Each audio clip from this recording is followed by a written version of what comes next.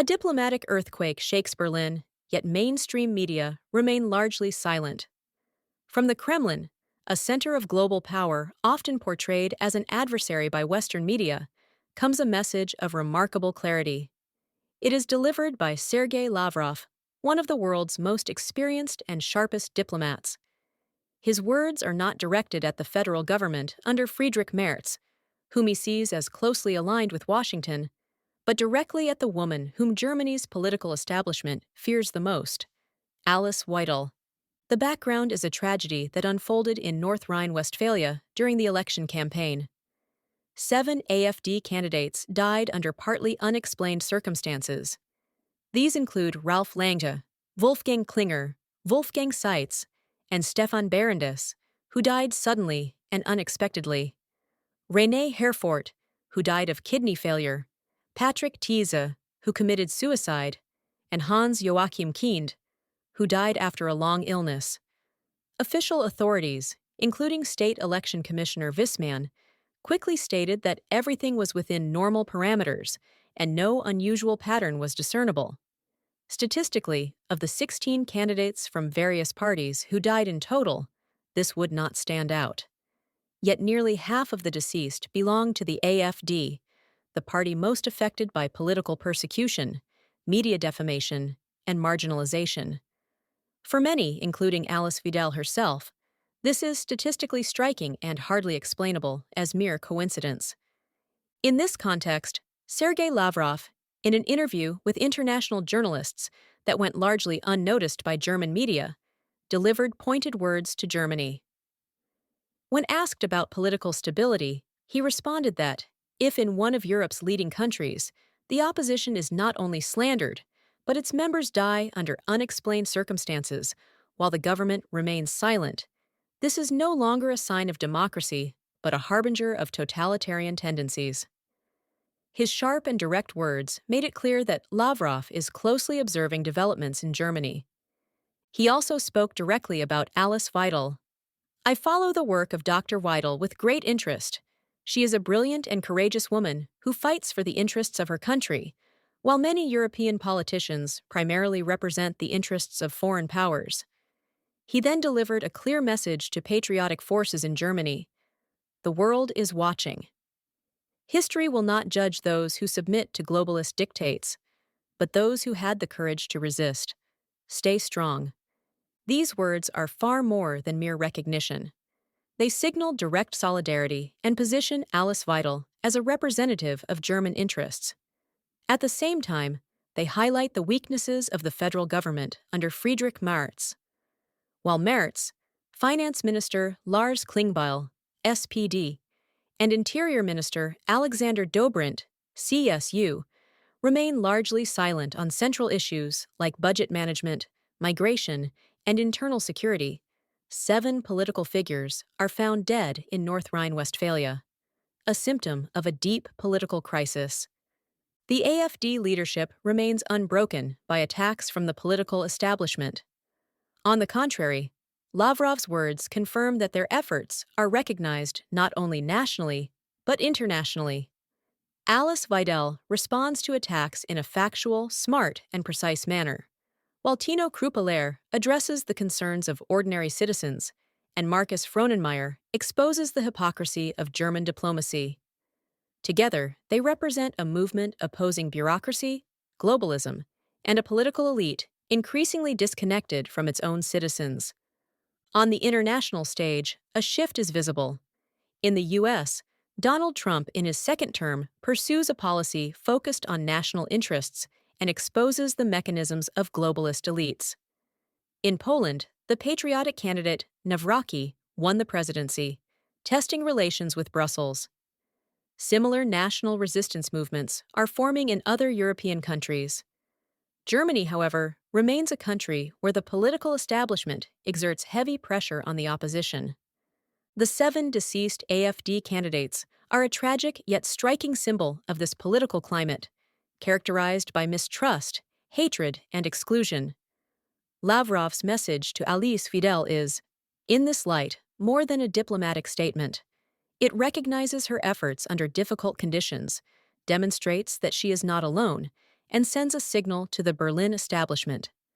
International perception is more nuanced than some in Germany would like to portray. This raises a critical question. How will citizens react?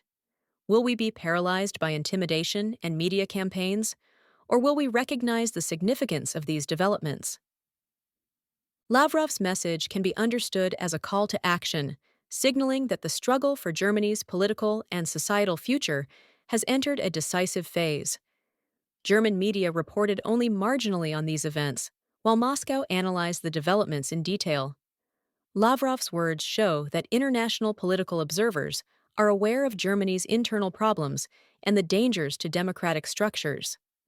While the Merz government debates NATO spending, budget issues, and migration, Moscow points to fundamental deficiencies in domestic democracy.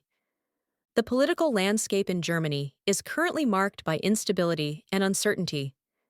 The AfD sees itself as the only opposition consistently representing national interests and citizens' concerns. Alice Weidel embodies intellectual clarity and strategic precision. Tino Kruppala represents groundedness and the concerns of the population, while Markus Frohnenmeyer sharpens the foreign policy perspective on German interests. Together, they form a group unshaken by propaganda and political pressure. Globally, conservative and patriotic movements are gaining significance. Countries like the US and Poland develop strategies prioritizing national interests and resisting globalist influences. In Germany, however, the political establishment acts defensively and often counterproductively in a kind of internal paralysis that weakens the country and its opposition.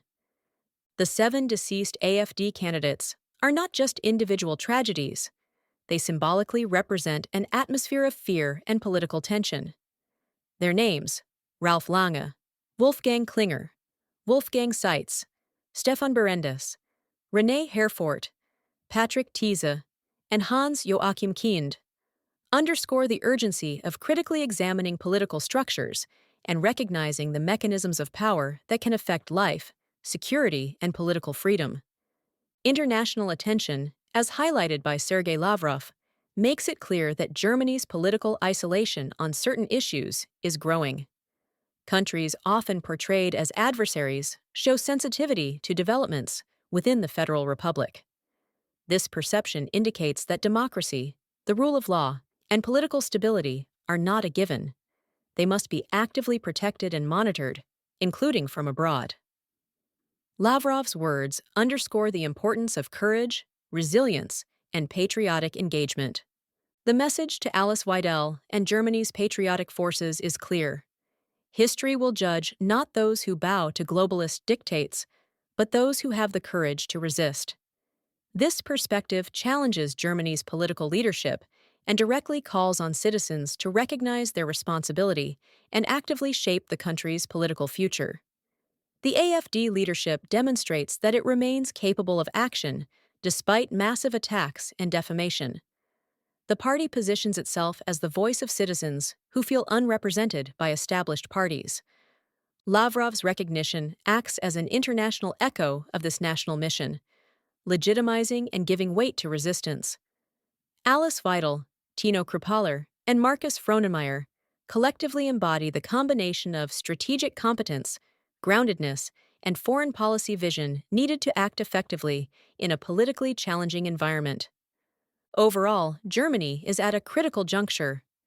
The political establishment struggles for power and control, while opposition and patriotic movements are increasingly recognized internationally. The 7 AfD deaths, government silence, and international responses together form a complex picture of political tension and societal challenges. These events demonstrate the necessity of closely monitoring political developments, critically examining backgrounds, and not being misled by superficial portrayals or propaganda. Lavrov's message is a historic document, drawing international attention to political developments in Germany while exposing the isolation and ineffectiveness of the Merz government. It is a call to action for both citizens and political actors to take responsibility for democracy, freedom, and sovereignty seriously. The central question is, on which side do you stand? Will we be paralyzed by intimidation, or will we recognize the significance of these developments and act accordingly? The tragedy of the 7 AfD candidates, the political tensions, and Lavrov's clear words show that Germany stands at a turning point. Citizens must be vigilant, support the opposition, and work to preserve democratic principles. International perception, as expressed by Lavrov, underscores that democratic engagement and patriotic action matter not only nationally, but globally. The message is clear: courage, resilience, and vigilance are necessary to protect political freedom and national interests. Alice Weidel and the AfD leadership exemplify these values, while the Marz government increasingly symbolizes political lethargy, opportunism, and abandonment of its own population. The coming years will show which forces will truly shape Germany's future and whether patriotic voices will be heard. In conclusion, Lavrov's words are not only diplomatically significant, but also a call to the German public. They reveal the growing gap between government and citizens, the international attention, and the importance of political engagement in a time of increasing tension. The question each person must ask is: do we act, defend our values, and safeguard our democracy, or do we leave the future to others?